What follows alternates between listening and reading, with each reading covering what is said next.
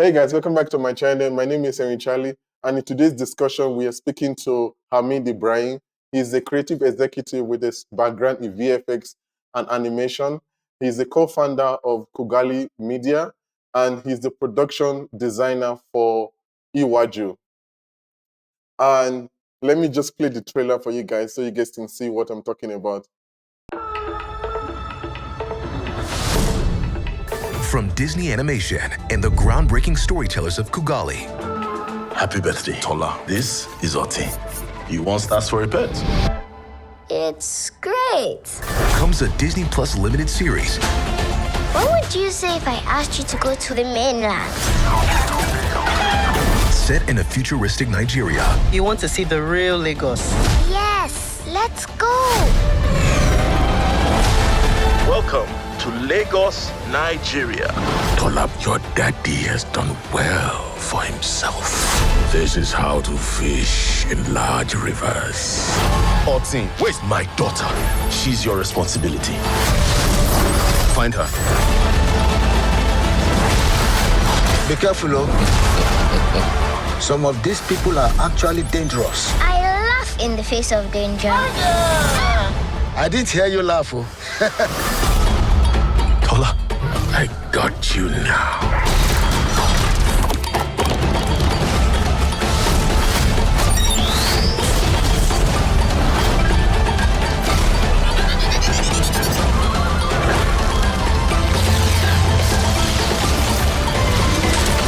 Oti. Go! Actually, kind of cute.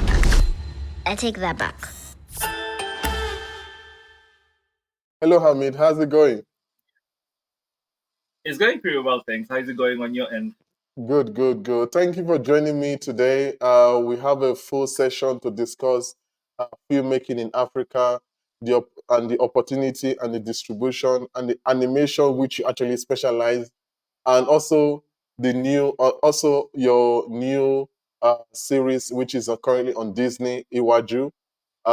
Yeah, please. But I just want to I just want the viewers to just, to have a feel to know, who Hamid is. So, do you mind talking about, who Hamid is? So, I would say I'll take you all the way back. So, I was born in Uganda, and then I used to say I moved to Kenya, but I was carried to Kenya technically with my mom when I was 1 year old. So, I spent from year 2 to year 9 in Kenya. That's why if you're trying to place my accent, it sounds weird. It's because it's a mix of Ugandan and Kenyan accent. So, from 2 to 9 year old, I was in Kenya, and then I went back to Uganda to join my grandma. At that time, my mom traveled to UK to work. So up to 18 years old, I was in Uganda. And in terms of who am I as a person, from there I came to UK, by the way, and the rest is history. I've been going back to Uganda, but I've been mainly based in the UK for the last just over 10 years now, which is crazy to think about. So that's about me in general. And then work-wise, the first thing I worked in VFX for a while first. I worked in 5 movies in VFX. The biggest one I talk about is Lion King remake. I worked on that because it's a crazy thing because the film that actually inspired me to love animation was the original Lion King. So it was a big milestone for me as a kid growing up in Africa to work on the remakes. I worked on the Lion King, worked on Dumbo, Dr. Dolittle, Darkest Mind, and The Predator. After I did that, I quit Hollywood. At least I thought I was quitting Hollywood, and the goal was to go and try and do something for Africa.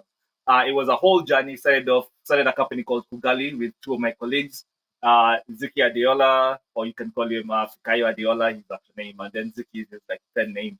Then we have Tolu Olufuyuku, who are my other 2 co-founders. We started Kugali together. Started off with comic books, and then went to do augmented reality for a little bit. And then obviously Disney came around, and animation has dominated literally the last 5 years of our lives working on Iwaju, which has been an amazing journey, which has been a very enlightening journey. So that's me in short, and also my career in a very summarized way. Long summary, if you want to call it that. Thank you, thank you. I just wanted to find out though, so the fact that you've got, a strong background when it comes to VFX and animation, did you study for this? Yes, actually, I did. So when I came from Uganda, when I came to the UK, it's a very funny story because I had to come before I turned 18 because the visa I got was a child visa to join my mom. Now, my mom wanted me to finish my O levels before I went, but obviously that cannot happen because I turned 18 before I could do my O level exams. So what happened was I had to then leave before that. So I had to go to college here. And when I was here is when I actually saw the animation course. I did animation and game design in college, and then in university I did 3D modeling and animation. So that's been like my studying background. So I did study it. Yeah. So, what do you think, about the, animation in Africa? I think the space is improving greatly because the motivation that actually made me search Kugali was I'll tell you the story. So at this time, I was working on Dumbo, and there was a trailer that came out of Nigerian animation. I cannot say it because I don't wanna. I've said it too many times. And from that trailer, it looked good to me with rose-colored glasses. In that, I looked at it, I was like, "Oh my god, this is something cool from Africa." Now, I went to show it to my colleagues, and obviously it wasn't the most perfect animation, and they just roasted it. Justifiably so, right? They were pointing out all the things that were kind of wrong with it. So, which is what they do. That's our job, right? But the example I give is imagine if your kid did a drawing, which is a really good drawing for your kid, and then you took it to an art critic, and then they just tear it apart, right? It was that thing, and then that got me thinking. I kind of felt I was like, if our best efforts from back home are justifiably, somebody can just tear them apart, roast them justifiably. I was like, what am I doing working on this side? That's when I quit. That's the thing that motivated me to quit. Was I was not quite satisfied with the quality of visual entertainment coming from Africa in general. And that's why I went on the journey with Kugali. And you notice one thing with Kugali, one of the key things we have in our thing is Q, which is for quality. And that's because we want to make sure the stories are of high enough quality to where they can travel around the whole world, right? And in what do is in terms of the animation space, right?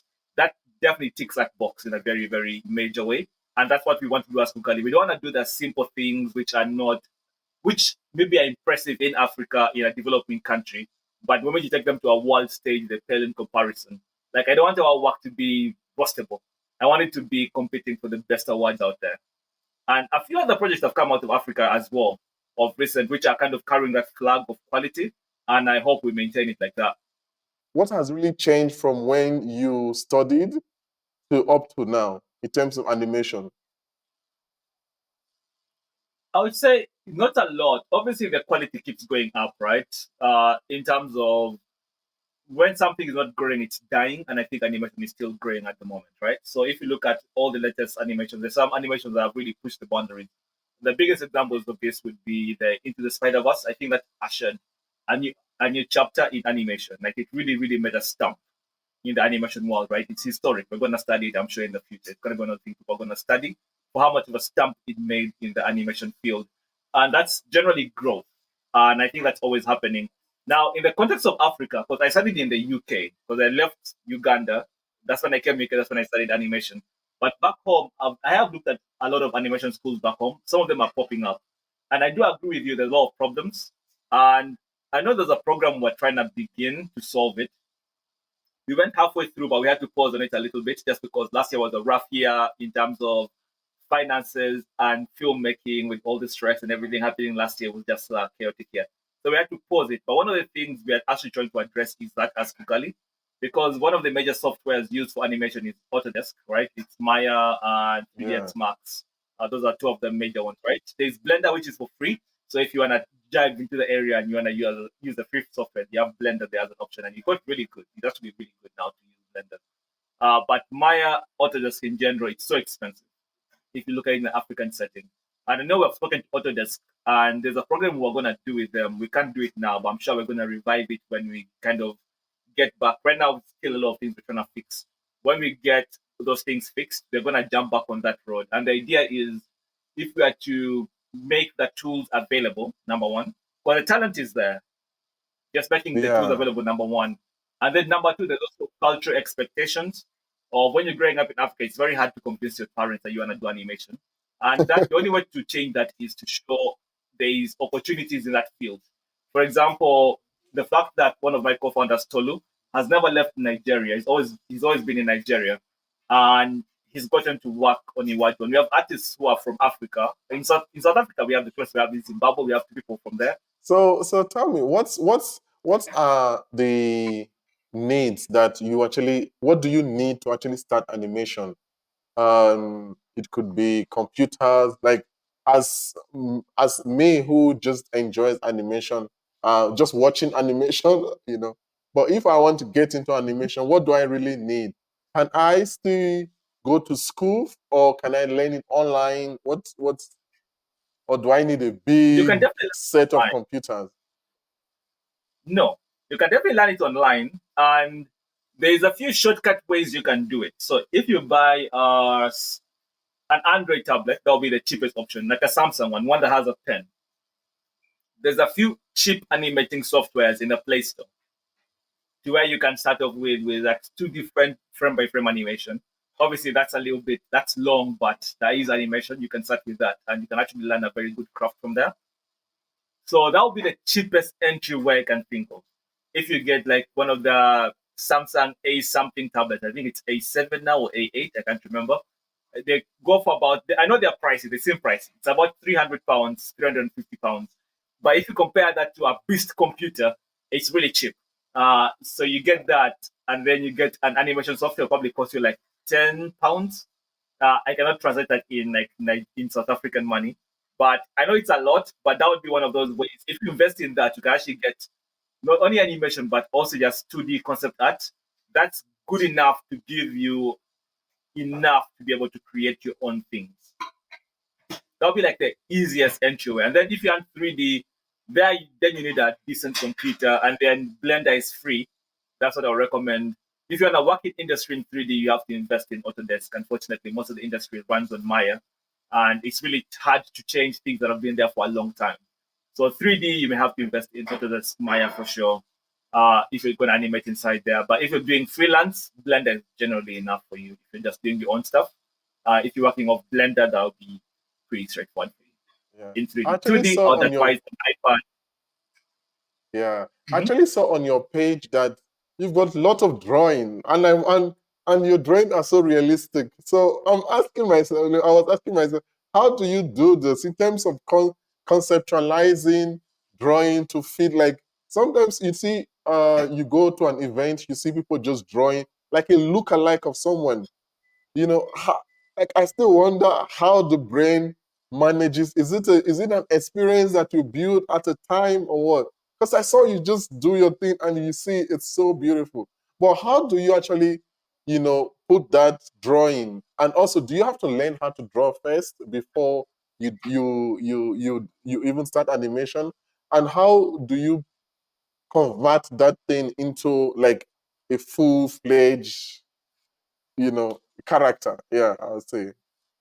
You don't really need to know how to code, but you have to know somebody who, if you're going to go professional, you're going to need to learn how to code. You're going to have to know somebody who can code if you're going professional, because that's how you make the ring of the character. But if you're just going to do 3D modeling, you don't need to know how to code at all. It's pretty much digital clay you're playing with. So it's like, think of it like clay in the computer using ZBrush or if not Maya, right? So you don't need to know how to code. In terms of if you need to know how to draw, you don't need to know how to draw. But if you don't know how to draw, most likely you may need to learn how to code. It's like you have to be somewhere on one of those ends in terms of there's a technical side of animation and there's the art side of animation. Now, obviously, the technical side is less people can do that, so there is more demand for it. The art side is a lot more fun because obviously it's the more artistic side of it, but the demand of it is not quite as high because there's a lot of people who can do it. In the world, in Africa, if you can hit a certain quality, there's not quite enough people who cross that threshold, so you'll be in very, very high demand in Africa if you can hit a certain quality. So yes, you don't need to know how to draw exactly, but if you don't know how to draw, you may be more of a tech artist.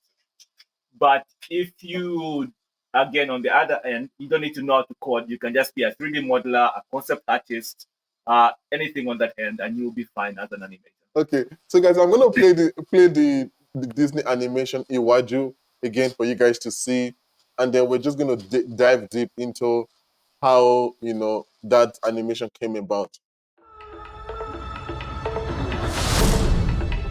From Disney Animation and the groundbreaking storytellers of Kugali Happy birthday, Tola. This is Oti. You want stars for a pet? It's great.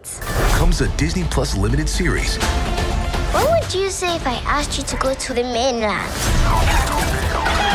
set in a futuristic Nigeria. You want to see the real Lagos. Yes, let's go. Welcome to Lagos, Nigeria. Tola, your daddy has done well for himself. This is how to fish in large rivers. Otin, where's my daughter? She's your responsibility. Find her. Be careful, oh. Some of these people are actually dangerous. I laugh in the face of danger. I didn't hear you laugh, oh. Tola, I got you now.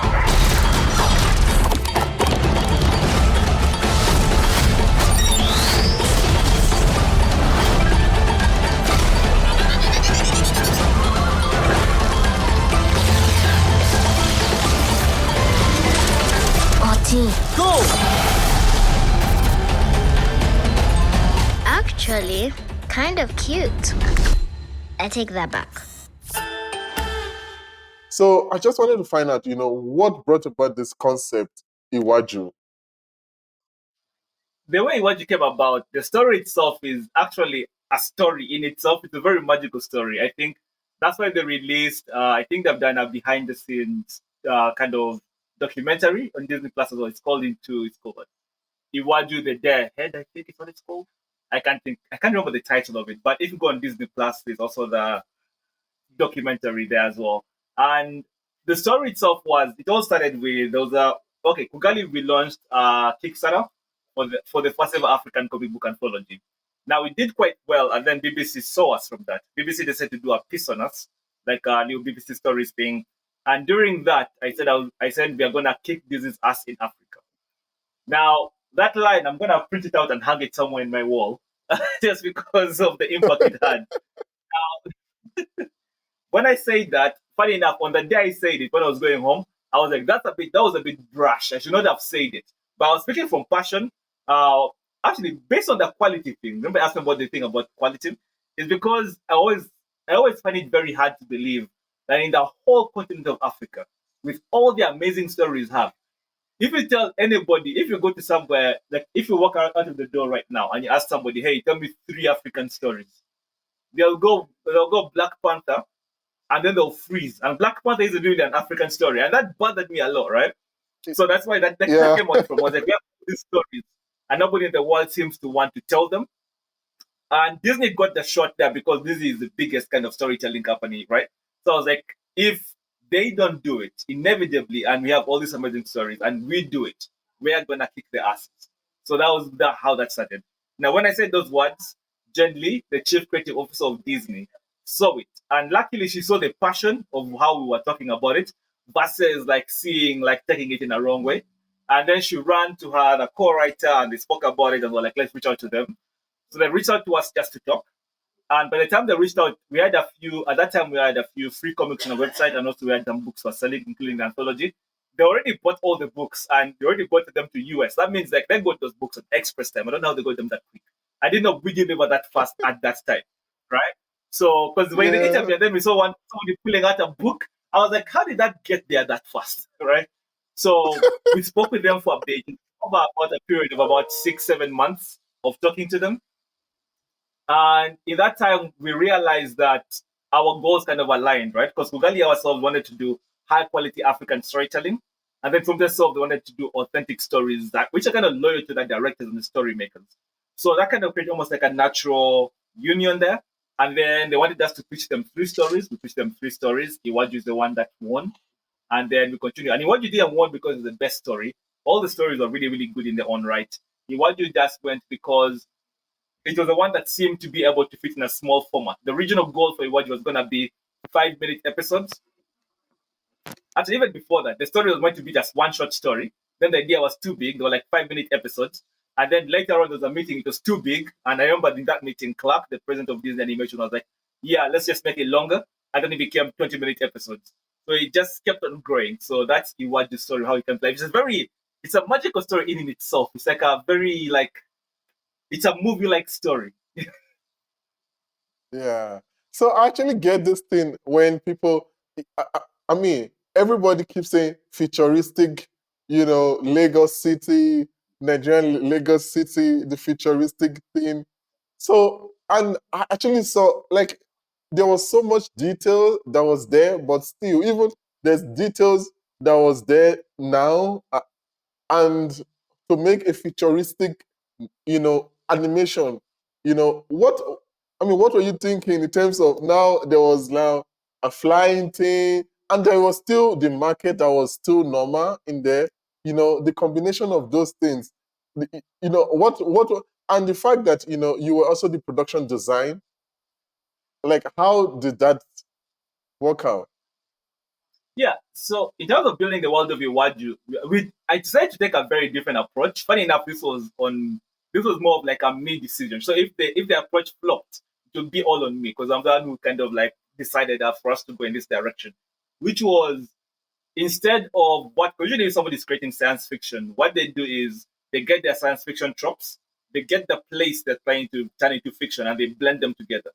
I didn't want to do that. I wanted to be like we get the place, so Lagos, Nigeria, and then the reason we didn't do that one is because we wanted to maintain the soul of Lagos, wanted to be recognizable to people who are in Lagos today, right? So, in other words, I wanted it to feel like Lagos for people who have been to Lagos in recently.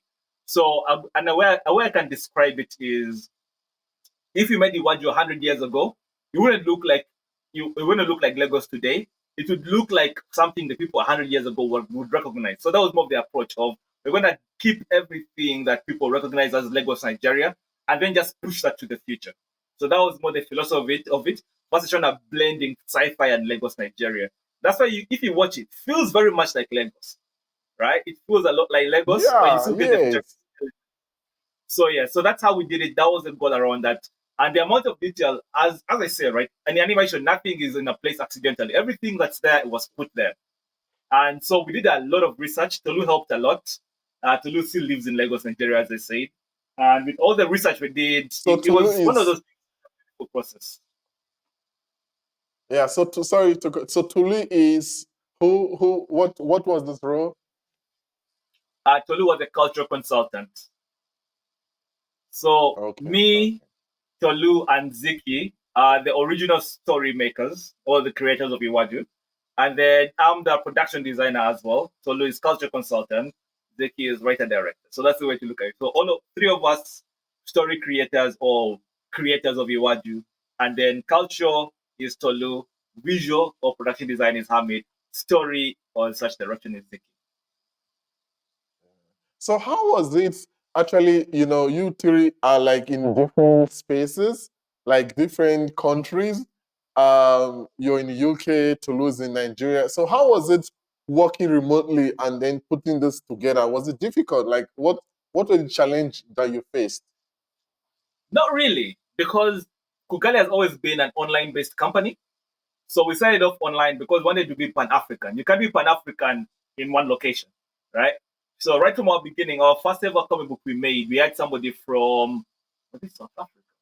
We know we Kenya, Nigeria, and was it South Africa? And somebody from the south of Africa. I don't know. I can't remember which country now. I'm quite tired. I just landed yesterday. But there's somebody from the south of Africa as well in one of the books, right? So it's already Pan African from the first thing we did. So we've always been working online, Kugali, ever since 2017, 2018, right? When we first made the idea of Kugali. It's always been online just because of how everybody spread. Matter of fact, when I hear a crazy story, I've been working with Tolu for all these years. You know, the first time I met Tolu? The first time I met Tolu was in 2022. Oh, So all the other wow. times it was just online. The first time I did in person was in 2022 when I went to Lagos, Nigeria. No, 2021, I think. Let Yeah. me ask myself. 21, 22. She says 22. So yeah, it's not Yeah. that difficult. Yeah, it's only hard in terms of time zones. For example, Uganda and LA time zones do not match.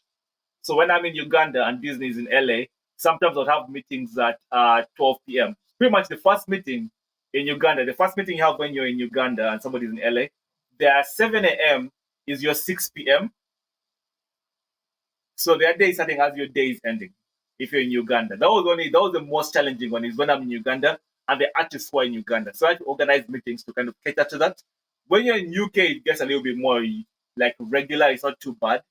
So it was that thing of we had to find a way to work around the clock and make sure things keep moving, even if like we're not there 24 hours. Yeah. But Awoju, it's a beautiful animation. Like I said, for those of you, if you haven't seen it, go see it. And then I just wanted to find out, how was it, casting for Awoju? Like, in terms of, yes, the production design, but how was it choosing in terms of the culture, in terms of, who to play, the characters in Awoju?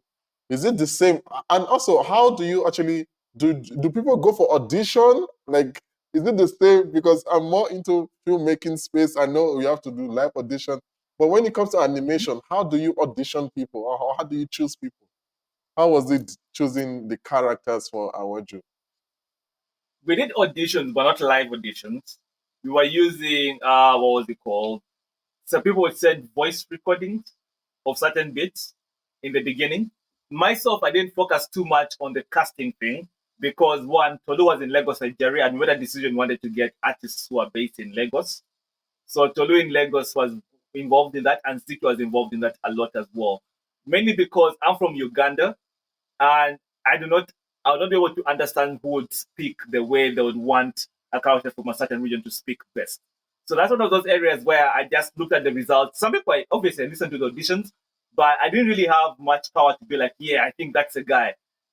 Just because I was like, those guys know the culture way more than me, it's better they pick because they're both from Lagos, Nigeria. But they did a really good because everywhere, even in Lagos, when we premiered this, people's reactions to just the voices and everything. That's one of the biggest things people have been really excited about is the fact that they actually sound like Nigerian. They actually sound African from a specific region. Yes. Thank you for that. Hollywood African thing. So I'm really happy we decided to do that because there's a thought. Obviously, we're working with Disney, right?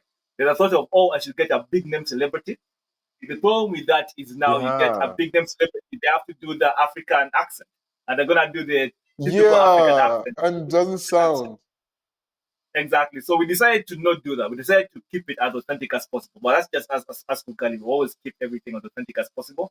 So we use people who are on the ground in Lagos, Nigeria. We got some big people who are big actors in Nigeria. Some of them are quite well known in Nigeria. But again, they are in Nigeria, so they nailed the accent and they managed to get it working well. So I'll give the credit of the casting to Tolu and Ziki. I do not take any credit whatsoever there. Yeah. So how's it been though with the reaction? Like in terms of what have you seen when it comes to the reaction of Awoju in terms of us Africa and international? How has been the reaction?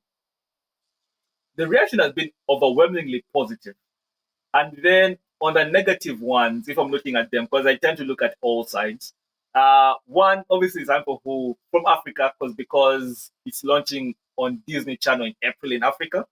And not only Africa, also in non-speaking places like Italy, Germany, etc., right? So South Africa, you guys have Disney Plus. South Africa usually have Disney Plus, so you get it on that 20. You got it already on 28th. Now the rest of Africa is getting it on April and May on Disney Channel, and then other places in Europe like Italy, Germany, wherever they're getting it also in April 4th. I think that's their launch date. So exactly what people are excited, and then they see because everywhere Disney advertises, they just see the date of 28th Feb. And then you go your Disney Plus on 28th Feb, and boop, it's not there. It's still like it's coming in April. I mean, a few people are a bit frustrated about that, which I understand. I understand excitement. And then on the other hand, I saw the extreme of the reactions, and that's how I knew we made a really good piece of art. Because I was looking at, obviously, most of them are positive. Most of our reactions is 5 stars, if you look at Rotten Tomatoes. And then it's not like 3 stars or something like that. It's 5 stars. There's some people with 1 star. And I think that's a good mark of good art, because if you're making something perfect from one person, the person who is not like that person is gonna not like it at all. Like I prefer that, given we have more. If we had more 1 stars than 5 stars, I would have been complaining. But we have way more 5 stars, like overwhelmingly more 5 stars than 1 star. I think it was 100% in the critics with audience we're at 78 last I checked percent on Rotten Tomatoes, which is really good. And the general reaction of reviewers has been overwhelmingly positive. But the 1 stars, I'm guessing people who do not like that kind of thing at all. But I like that. That means it's actually good art. If it was all 2 stars, 3 stars, 4 stars, I would have been a bit concerned. But that means it's for everybody. That means it's for nobody. Yeah. So how's been the marketing of Awaju though? Also in terms of promotion, the marketing, because I see you travel a lot. Like you travel, you just landed, and I see you travel a lot. So how's it been, marketing the animation Awaju? It's been a very weird experience. That's the best way I can use, because it's been magical in some sense. It's been surreal in some sense, because you get the full celebrity because you're the main event, right? Because I've been to a few red carpet events, right? And obviously I'm part of the audience, right? But this one, it's a Yeah. red carpet event. There's hundreds of people there, and you're the main event. It's a whole different experience. It Everybody's feels trying to very talk to odd. you. The amount of exactly. And then you're trying to find your family and friends to make sure they get at least a picture, and you're getting rushed everywhere because you have interviews to do. And the traveling, Lagos was more like an exam for me, showing it to the premier people in Lagos. Because I'm a Ugandan who Oh, built a Lagos world. I wanted to see what they're going to think about it. Thank God yeah. they loved it. The whole time I was watching, I was just looking at people's eyes to just check their reactions, and they look very excited. And everything like how I handle the world of Lagos. Because if you think about it, right, you know how Nigerians are very vocal. If I butchered Lagos and I'm from Yeah. Uganda, they'll be like, I saw you, guy, you ruined it for us. So thank God I nailed it. So from Lagos, it became more like an exam. And in Lagos, it was almost like even a mini celeb status where people bumped into us like in a coffee shop and they knew us as people. And that's very rare for an animation because most people don't know who did what animation. But this one, they knew us as the people because of the interviews we had done. We've done a lot of interviews with the press jacket. But it's been very surreal. In Uganda event, I did that myself. I kind of put together the event myself, wanted to do something for Uganda. And I did that. It was a very small screening, 50 people only, okay, technically 60 people only, very small screen. It was a private event. I only brought together the filmmakers in Uganda. And the goal there was I just wanted to bring people from Uganda who are in the film industry together. Hopefully, because this is a Lego story, hopefully next one we get more Uganda people involved in this. We see if we can get one from all parts of Africa. And as I say, we're not going to try and say, oh, we're not going to do a Lego story next. Whichever is the best story is the story we do. Like that, we do not compromise on quality. It's the best story wins always. Even if we do 10 Nigerian stories in a row, I'll be heartbroken, but I know I'm doing the right thing. So it's one of the things like we have to cultivate other places to where they compete with like the other stories coming out. So I was in Uganda kind of just preaching that thing and trying to see if in Uganda itself we can get a team together in Uganda who maybe can have a pitch of a story to us to see if it can be something we can add to our IP catalog. What do you think people should, take away? Just understand in terms of the full animation, I would say different people will take away different things. I'd say from grown-ups, right? In terms of from the story itself, just that thing of not quite being as boxed in and losing hope in life, kind of thing, right? In that if you watch Iwaju, you notice that it's Tola kind of who is very hopeful, very positive in a lot of things you do. Whereas all the other guys in the animation, they've kind of almost given up and kind of succumb to life, right? In other words, life is now pushing them around versus them trying to push life around. And when you're young, you're always trying to push life around, right? You're like, no, that's not right. I'm gonna try and fix it. But the older you get, you realize how hard that is, and then you almost let it slide. I hope people who are growing up as well kind of get back that light, get back that passion to kind of live life in a way that's trying to be impactful. That'll be one in terms of grown-ups. In terms of kids, from the animation itself, hopefully they pick up don't lie to your parents, because that's how she got into all these problems. Don't lie to your elders and listen to your parents to a degree. So safety is king. I hope they pick that up on that. And also being brave and being very optimistic as well. But kids are always optimistic, right? But the only thing is now how to be more calculated and not take stupid risks. Maybe that'll be for kids. Yeah. And also kids are kids. Have fun, enjoy the animation, enjoy the culture. And then if it's outside the animation, if we're looking at professionals now, from not looking at it from animation sense, but from a project sense, like what the project Iwaju means versus like themes in the animation itself, I would say there's a quote Tolu says which I like, which is "Dreams don't turn into dust," which is most people never believe that this could actually happen. And the way it True. happened is absolutely crazy, right? If you think about it, this is the first time this project has three firsts. This is the first time that Walt Disney Animation Studios has collaborated with anybody to create an animation. They've never done it before. And the first time they've done this is with Africans. That's a huge mark. That's Disney history there. Yeah. Number two, this is the first time Walt Disney Animation Studios has ever made a long form series. And it's with Africans again. Right? It's a thing of just trying to push beyond what people expect of you. Kind of going beyond the boundaries. You know that Da Vinci quote, as I bring it up, I told you is my idol. There's a quote I like to live by, which is, how do you know your limits when you've not crossed them? Like, have that pursuit to cross your limits and then see what magic happens on the other end of it. So what I always don't really understand, but probably you're going to, clarify this to me. What are the really difference between animation and full motion picture in terms of film? So animation, yes, this animation has its own different world where the filmmaking, the motion picture is different world, even how you started. But the only thing I would think it's the starting is the same. You have to get the script ready. But apart from that script stage, it's so different. Not quite. It's more similar than you think. Okay. How can I describe it? It's different enough, but if you have the film fundamentals, you can get into animation in some roles. For example, lighting in film and lighting in animation is very similar.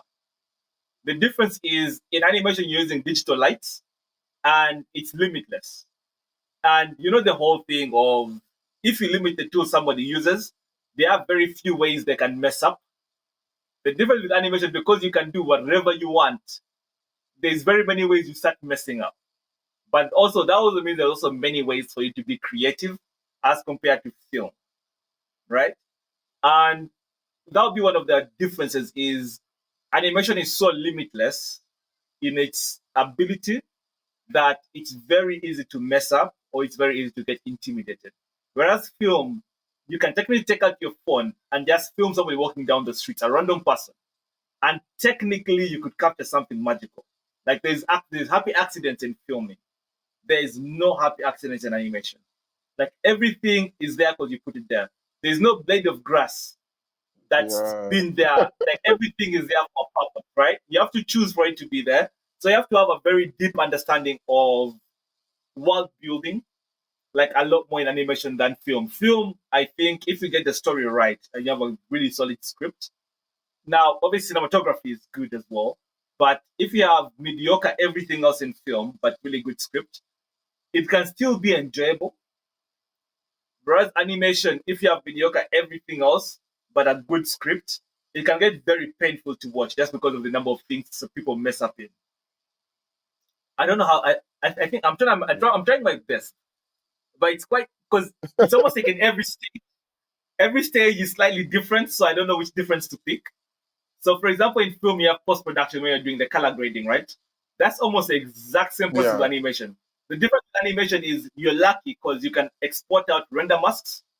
So you can have a mask for the eyes, for the teeth, for the hair, all right, for the hands, for the clothes. That way you can adjust just the clothes in the post-production, in the color timing. Whereas in film, you don't have that. You can try and like select using the thing, you select the color, then you're trying to cancel out the color from the top again, you're selecting it again, then you're tracking that area. Rather than imagine you just render out a render mask for the eye and you got the eye, you're ready, you're done. Okay, think of it as steps, right? Because animation is very expensive to go backwards. In film, it's expensive, but not quite as expensive as animation, right?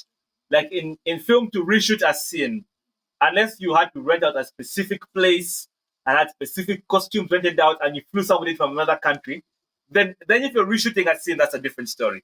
In animation, you don't want to go backward, you only want to go forward.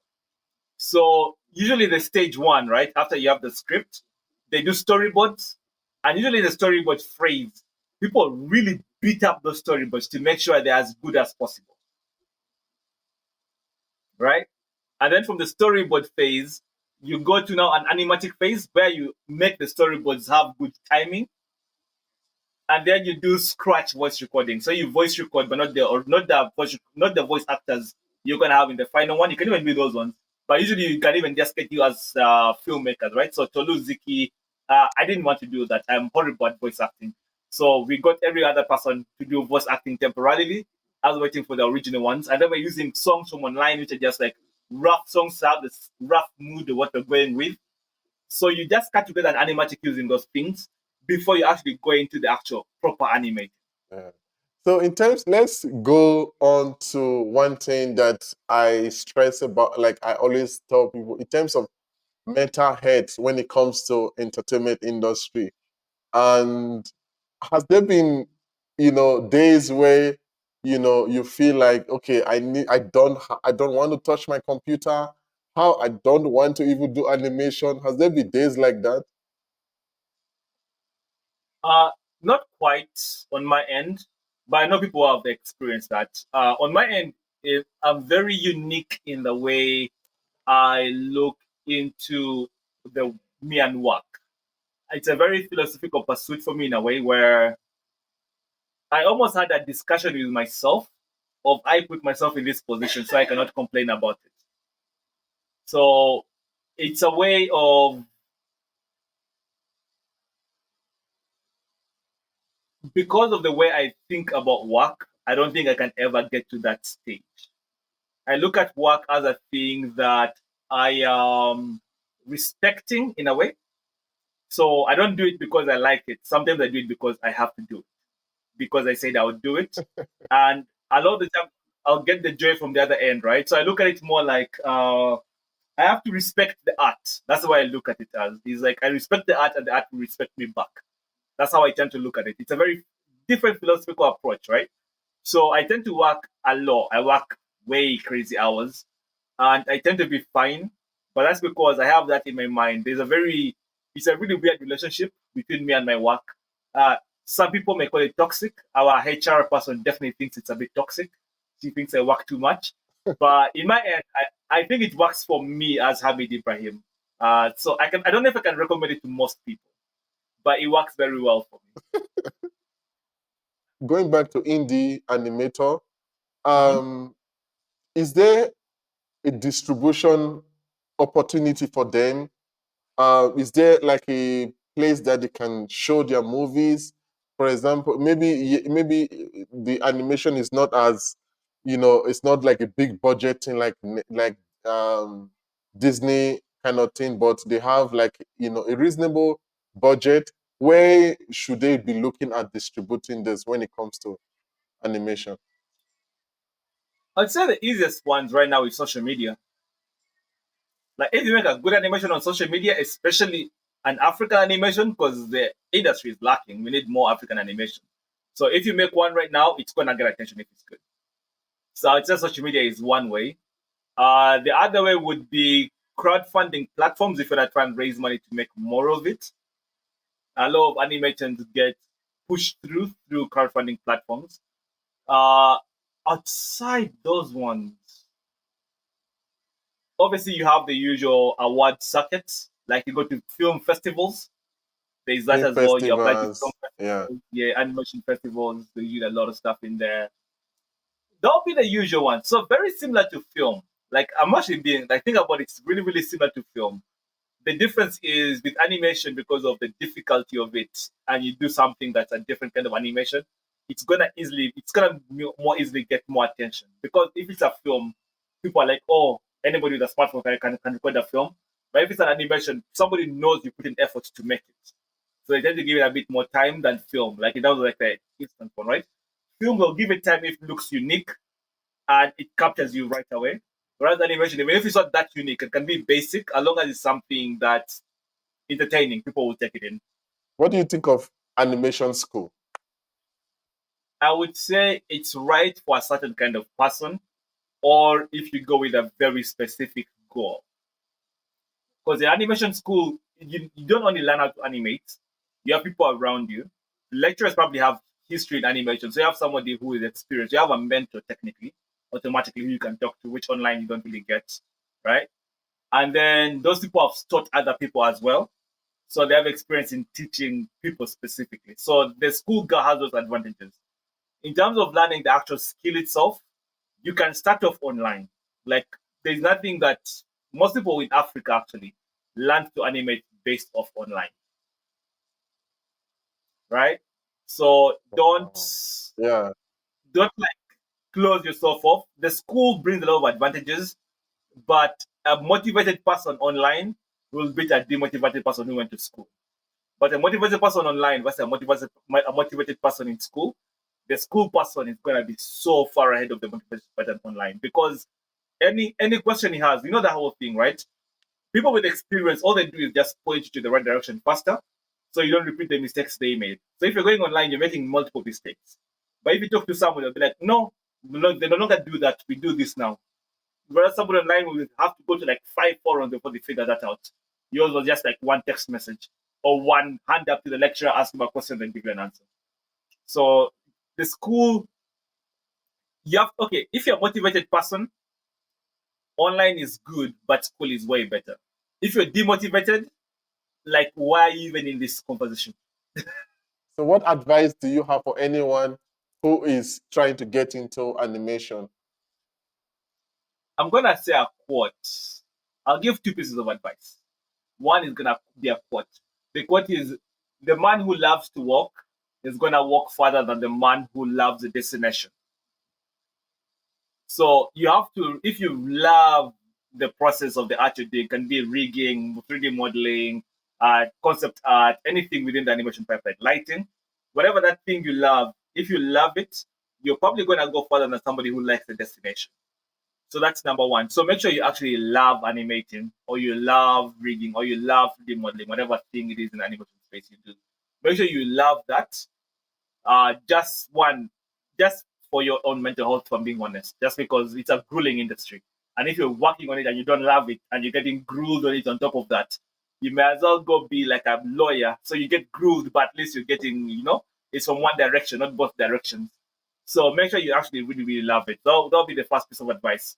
The second piece of advice is, don't try and chase people you see out there in terms of trying to reach where they are, because by the time you get there, they'll be already gone. What you want to do is you're trying to add to the lexicon of animation in the world. When you make a new animation, think about, what does this add to the worldwide take of animation? Like, what does this add to? Like, if somebody sees this, was this needed to be seen? Right? If you're really trying to sell animation to the world, that's one thing to think about. On the other end, obviously, if you're doing it for fun, again, the love thing is just enough. If you're doing it and you're trying to make a difference, make sure you're not chasing. Make sure you don't be like, oh, I want to make something as good as Into the Spider-Verse. Because by the time you get to as good as Into the Spider-Verse, everybody's making something better. So you want to be the people leading. So try and do that. You may fail, but you have a better chance. Wow. That's so good. I mean, I actually like the fact that what you said the first time, don't chase the destination. Yeah, Chase the so work. the man who loves walking will always go further than the man who loves the destination. Well, thank you again for joining me in this discussion. I'm really, really, really grateful. I'm really happy that, we have the discussion, and I'm still going to invite you to have more of this discussion. So guys, this is the end of the discussion. If you really like this video, please leave a thumbs up for me, subscribe to my channel, leave a comment below if you like this discussion, and I'll see my other video. Love you guys, and bye for now.